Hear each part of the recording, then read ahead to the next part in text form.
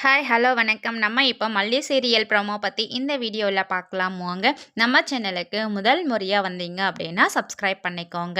நம்ம விஜய் மல்லி ஏன் இப்படியெல்லாம் செய்கிறாங்க அப்படின்ற மாதிரி தான் வந்து யோசிக்க ஆரம்பிச்சிட்டாங்க. இருந்தாலும் பார்த்திங்கன்னா மல்லி மனசில் என்ன இருக்குது அப்படின்றத கண்டுபிடிக்கணும். இப்போது நம்ம மல்லி எங்கெங்கே போகிறாங்க, யார்கிட்டலாம் பேசுகிறாங்க அப்படின்றத ஃபாலோ பண்ண ஆரம்பிச்சிட்டாங்க. நம்ம மல்லி போயிட்டு ஒரு லாயரை மீட் பண்ணி பேசுகிறாங்க.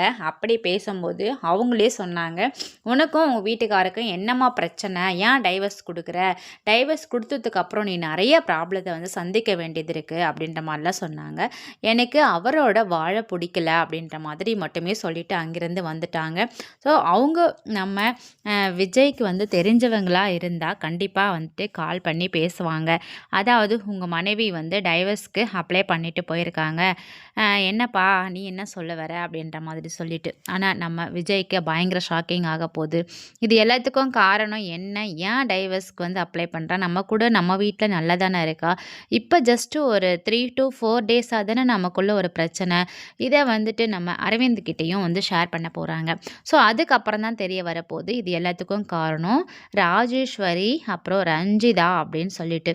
ஸோ ரஞ்சிதாக்கு போயிட்டு ஒரு வழியாக தனியாக மீட் பண்ணால் கண்டிப்பாக அவள் இருக்கிற எல்லா உண்மையும் சொல்லிடுவா. அதாவது ராஜேஸ்வரி தான் வந்துட்டு ராஜிமா தான் இந்த மாதிரிலாம் சொல்லியிருக்காங்க.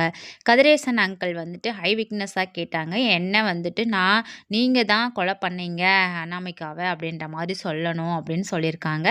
நான் சொல்லிவிடுவேன். அதுக்கப்புறம் மல்லி வந்து உங்ககிட்ட டைவர்ஸ் கொடுக்கலன்னா வெண்பாவை கதிரேசன் பிரித்து கூட்டிகிட்டு போயிடுவாங்க அப்படின்ற எல்லா விஷயத்தையும் சொன்னாங்க. அப்படின்னா கண்டிப்பாக வந்து விஜய் அடுத்த கட்டமாக யாரை மீட் பண்ணி என்ன பண்ணுறது, ராஜேஸ்வரியை முதல்ல என்ன பண்ணுறதுன்றதையும் யோசிக்க ஆரம்பிச்சுட்டு ராஜேஸ்வரியை போயிட்டு சும்மா விட மாட்டாங்க.